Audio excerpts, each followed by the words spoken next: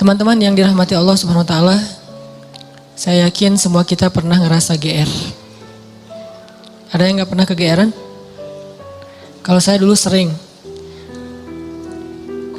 Salah satu ciri orang yang masih sendiri itu adalah kegeeran. Karena kalau dia udah berdua gak mungkin kegeeran kan ya. Kegeeran itu kan karena belum ada yang pasti kan. Sehingga dia kayak mensugesti diri sendiri bahwa dia tuh diinginkan. Walaupun sebetulnya enggak. Ngerasa diistimewakan walaupun biasa aja.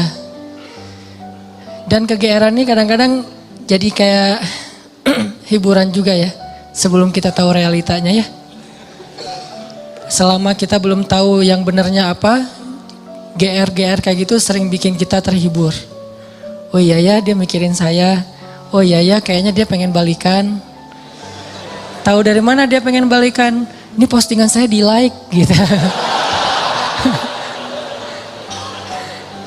Diperhatiin misalnya, ada 60 like gitu ya. Perhatiin satu-satu, dilihat, oh gak ada. Posting lagi, lihat lagi, gak ada. Posting lagi, sekali ada, wah tuh GR langsung tuh. Langsung fallback. Terus fallbacknya tuh request dulu tapi. Pas request lama, baru tahu realitasnya kemarin dia tuh bukan nge-like, salah tekan gitu. Dia pengen apa gitu, dikirain gak ada nge-tag siapa gitu kan. Tekan sekali, ketekan 2 kali akhirnya jadi like. Dan dia gak terlalu perhatian yang kayak gitu-gituan, GR. Di sekolah dulu pernah GR juga, kadang-kadang kita masuk kelas IPS. Karena di MIPA kita gak lulus. Terus dia pas kita lihat list siapa aja yang masuk IPS, dia masuk juga. Wah kenapa ya dia pilih kelas IPS gitu kan ya. Jangan-jangan gara-gara ada saya, GR gitu. Di kampus juga kayak gitu, kenapa dia ngambil jurusan yang sama, kenapa dia gak pulang-pulang kayak ngerjain tugas juga. Padahal biasanya dia pulang duluan, tapi kali ini pulangnya agak telat. Jangan-jangan nungguin saya. Sering banget yang kayak gitu-gitu bikin kita merasa kayak happy sendiri. Padahal apa yang kita rasain itu gak pernah terjadi. Semu gitu kan, fana. Jadi GR itu salah satu bukti bahwa dunia itu fana. Nah teman-teman, GR dengan manusia aja kadang-kadang menurut kita tuh agak nggak pas lah. Dan kalau kita sering kegeeran, kita sering kecewa. Makin sering GR, makin sering kecewa. Cuman kalau nggak GR juga jadi dianggap nggak peka. Kalau kita nggak GR, kadang-kadang jadi nggak peka. Kayak misalnya udah punya pasangan. Kadang-kadang dia tuh kayak ngasih kode gitu. Ngasih kode, aduh malas banget mau keluar misalnya. Dia pengen mungkin kalau kita nggak peka, dia sebetulnya tuh pengen agak kita tuh kayak begging gitu. Ayo dong temenin saya, aku nggak bisa keluar kalau misalnya sendiri, nggak enak kalau makan sendiri, kalau jalan sendiri. Dia pengen digituin. Cuman bahasanya malas aja keluar gitu. Dia nggak pengen keluar tuh gara-gara dia yang berharap. Tapi kitanya nggak kegeeran, akhirnya dianggap sebagai pasangan yang flat, yang nggak peka, yang garing, yang plain. Nah kadang-kadang GR butuh, tapi kalau porsinya kegedean malah jadi pemicu kekecewaan. Nah ternyata GR itu bukan cuman kejadian dalam kehidupan kita sama teman kita. Atau sama sahabat kita atau sama mantan. Kadang GR itu juga yang lebih parah berlaku antara kita dengan Allah. Dan ini tipis banget bedanya antara GR sama husnuzon. Itu bedanya tipis banget. Kita harus husnuzon sama Allah. Tapi jangan sampai husnuzon kita ke Allah tuh bikin kita kegeeran jadi gak dapat kebaikan apa-apa. Nah bedanya apa? Nanti kita cari tahu dalam beberapa contoh. Gimana caranya kita nggak GR ketika kita berdoa. GR ketika kita dapat musibah. GR ketika kita dapat nikmat. Tapi juga jangan sampai bikin kita berburuk sangka ke Allah. Jangan sampai juga bikin kita nggak bisa membaca tanda-tanda kebaikan dari Allah. Sehingga kalau udah kayak gitu kita malah jadi susah bersyukur. Nah kita akan bahas ini dalam tema tentang GR dalam bahasa Al-Quran mungkin bisa diistilahkan dengan orang yang salah satu di antara amrodul qulub, di antara penyakit hati. Cuman kalau disebut amrodul qulub, penyakit hati kan agak-agak berat ya, dan kurang sering kita alamin. Tapi kalau kegeeran kayaknya semua kita pernah ngalamin yang namanya GR. Kalau buat teman-teman yang streaming dari luar negeri, dari Malaysia, kan ada yang nanya tuh GR apa sih kan? Saya juga susah nerjemahin, ternyata GR itu bahasa Malaysia, baru saya tahu tuh perasaan ya. Perasaan itu bukan meras ya, perasaan itu GR versi Malaysia atau over confidence. Nah, ada salah satu paragraf ayat GR di dalam Al-Quran. Salah satunya tuh di surat Al-Kahfi. Coba teman-teman buka surat Al-Kahfi ayat 32. Ini kisah orang yang kegeeran. Surat Al-Kahfi ayat 32. Kalau ayat kisahnya sih sampai 44. Tapi kita baca beberapa ayat aja. Surat Al-Kahfi ayat 32 sampai 44. Al-Kahfi itu surat ke 18. Ayat 32. A'udzu billahi minasy syaithanir rajim. Silakan.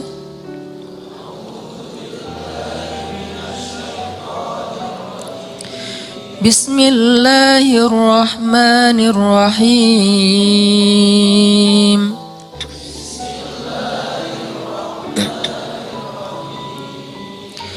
واضرب لهم مثل الرجلين جعلنا لأحدهما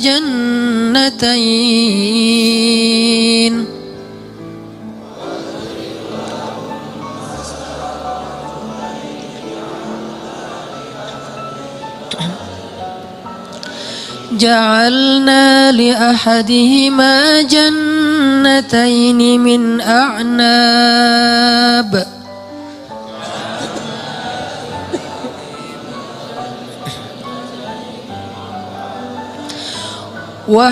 وحففناهما بنخل وجعلنا بينهما زرعا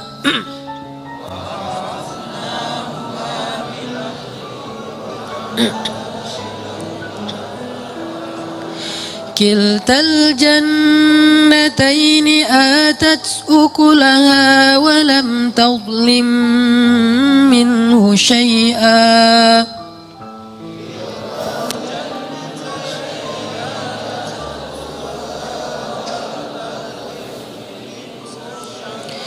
وفجرنا خلالهما نهرا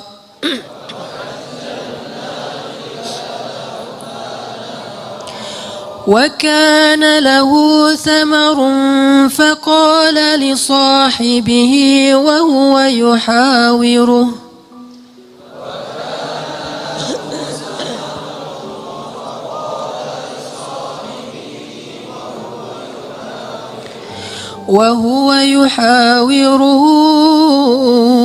أنا أكثر منك مالا وأعز نفرا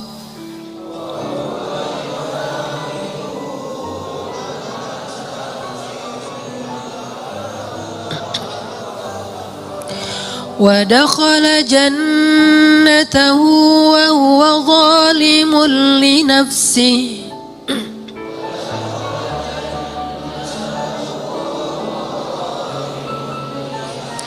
قال ما أظن أن تبيد هذه أبدا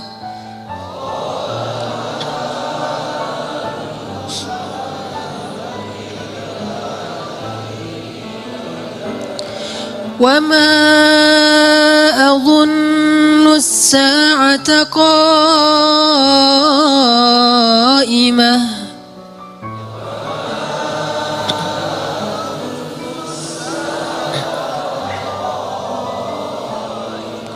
ولئن رددت إلى ربي rabbi la ajidanna khairan minha munqalaba.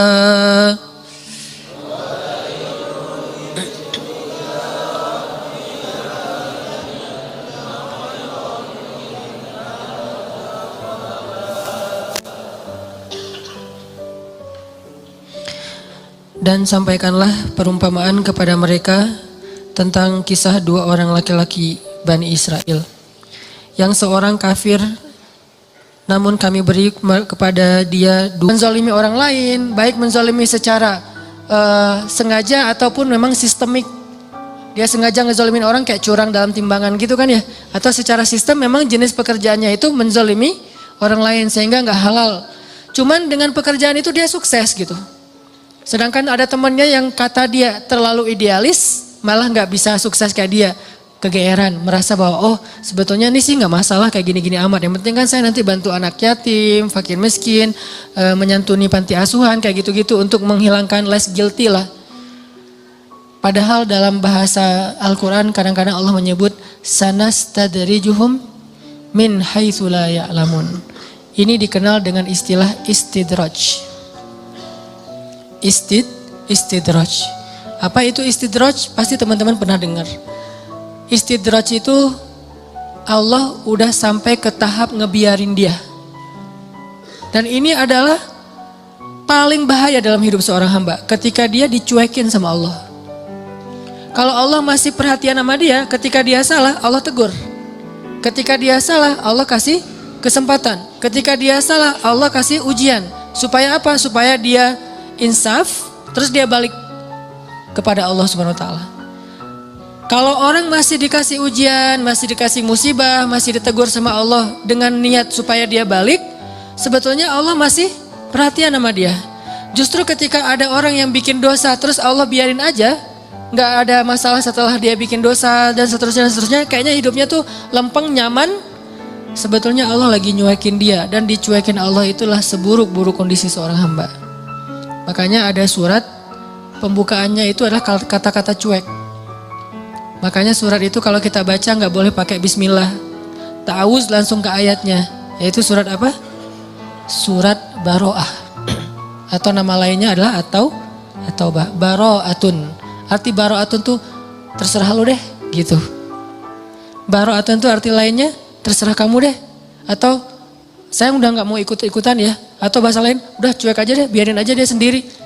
Atau bahasa sosmednya, Allah unfollow sama dia. Masih mending unfollow, masih bisa dilihat di history ya. Di blog, ini baro'atun. Kalau dalam bahasa surat yang lain, zarhum, biarkan mereka. Yakhudu wa yal'abu. Sejahat itu Allah nggak ninggalin dia. Dia udah sezolim itu sama Allah, mencurangi hak-hak Allah. Allah nggak nutup pintu rahmat untuk dia. Allah itu maha baik. Jadi yang kita kagumin tuh Allah yang udah nyelamatin dia dari masa-masa yang sulit. Bukan justru dia, oh hebat ya lo bisa bikin dosa terus taubat. Enggak, bukan dia yang hebat, Allah yang hebat. Karena betapa banyak orang yang Allah biarkan baro'atun dan matinya dalam keadaan su'ul khatimah. Dan Allah pasti punya alasan yang kita nggak mengerti. Yang jelas nggak mungkin Allah menzalimi hambanya. Jadi teman-teman, ada orang ketika dikasih nikmat, ketika dikasih kemudahan, ketika dikasih kelapangan rezeki, kadang-kadang dia jadi merasa bahwa oh berarti tidak ada yang perlu diperbaiki dari kehidupan saya. Tidak ada yang perlu diperbaiki dari amal-amal saya. Nggak ada yang perlu diperbaiki dari ibadah saya. Karena nggak ada masalah dalam hidup saya. Seolah-olah dia baru mau memperbaiki diri kalau ada masalah. Bukankah jauh dari Allah itu masalah paling besar? Musibah paling besar dalam hidup kita itu kalau kita jauh dari Allah, harusnya kita telat salat subuh juga, itu udah sedih tuh. Bukan hari ini telat salat subuh atau enggak salat subuh sampai dijamak dengan duha. Tapi hari ini enggak ada masalah. Enggak ada kerugian, enggak ada musibah, enggak ada kecelakaan, enggak ada masalah dengan pasangan.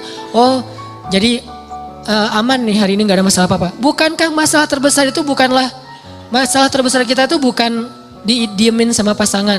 Walaupun buat saya itu berat banget. Istri itu kalau udah diem buat saya tuh musibah dunia nih. Diajak ngapa-ngapain sama teman, enggak dah kalau istri saya masih diem. Jadi saya bujuk-bujuk, cium tangan apa, nggak usah dibahas. Pokoknya gimana biar dia mau senyum dong, senyum, paksain senyum, akhirnya dia senyum, alhamdulillah.